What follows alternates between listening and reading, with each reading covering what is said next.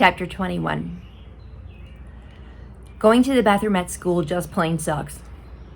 I have to be taken out of my chair, lifted onto the toilet, and held there so I don't fall. Then someone has to wipe me when I'm finished. It's not so bad when it's mom, but it's awful when a classroom aide has to do it. She is required by law to wear plastic gloves. I guess just in case I have some kind of infection or disease. It's completely embarrassing.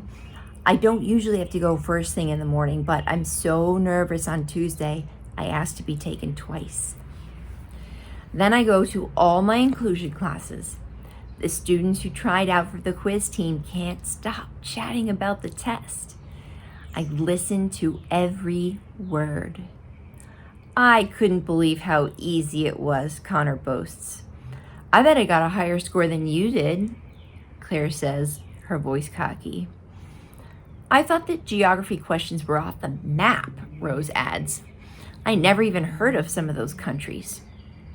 Jessica shakes her head. The math part wasn't much fun either.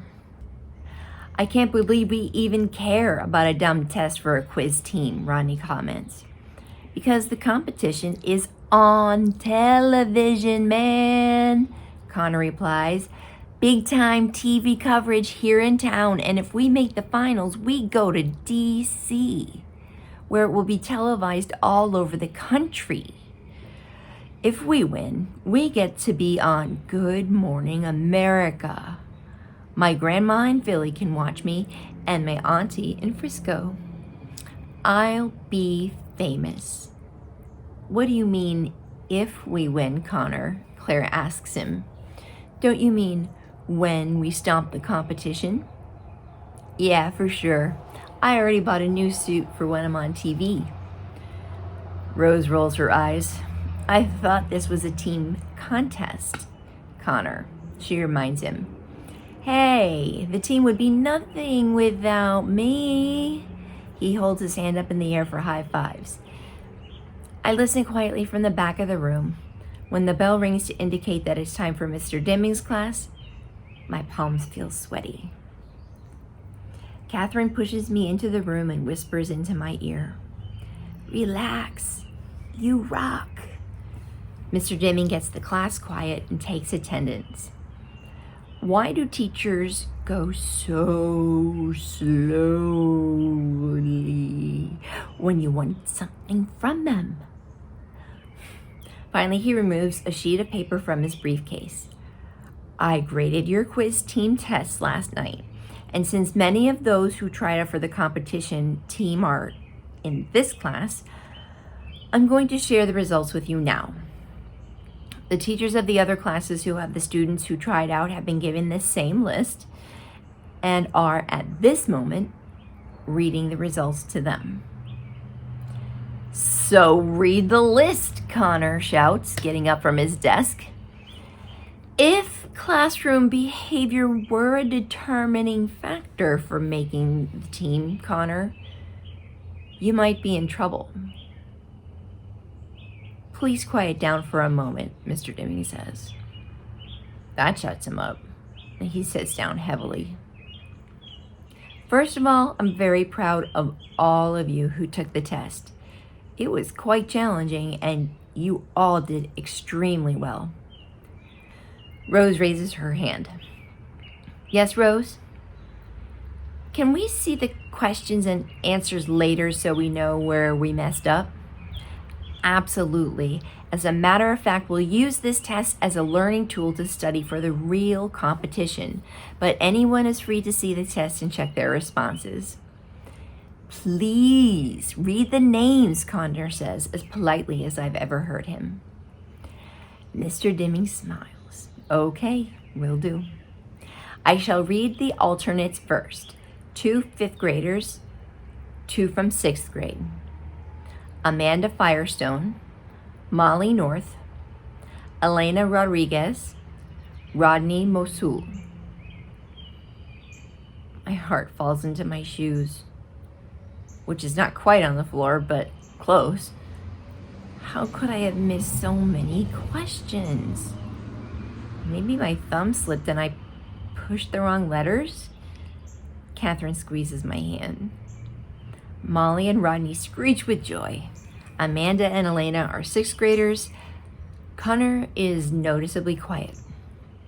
And now, Mr. Deming continues, the names of the 4 students who scored the highest and will represent our school at the local competition downtown. The alternates will accompany them and will be called upon it if any of the team members are unable to participate in any way. Are we ready? Ready, Connor says softly. I notice he has his fingers crossed behind his back. I'm proud to report that all 4 are from our classroom. To know all the finalists are from 5th grade blows me away. Way to go. We torch 6th grade? Awesome, Rodney says. Okay, now read the names before Connor wets his pants. Connor reaches over and smacks Rodney on the back of his head. Mr. Deming takes a deep breath. The top 4 scorers and members of our quiz team will be Connor Bates. Connor interrupts him with a wild whooping cheer, of course.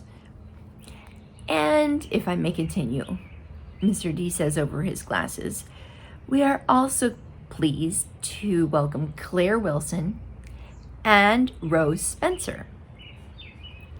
Claire's smile is smug. But that's only 3, Connor says, looking around in confusion. I can't count, Connor, Mr. Deming replies dryly. Who's the last person on the team? Molly asks. Earthquake report.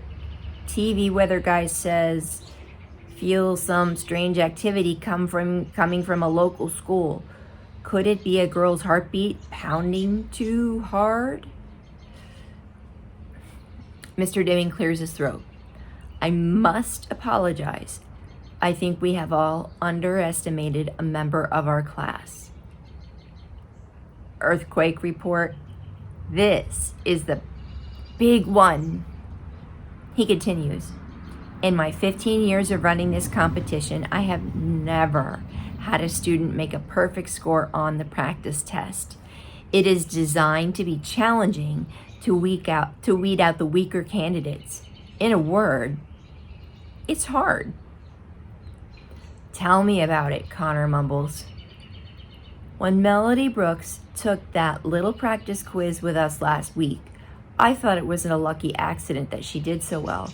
But yesterday, Melody blew us all away. She got every single question right. He pauses, making sure everyone is taking this in, and then he says, all of them. Earthquake report. Walls are tumbling everywhere. So, she's on the team? Rose asks, disbelief in her voice. Yes, she's on the team. But we'll look weird, Claire counters.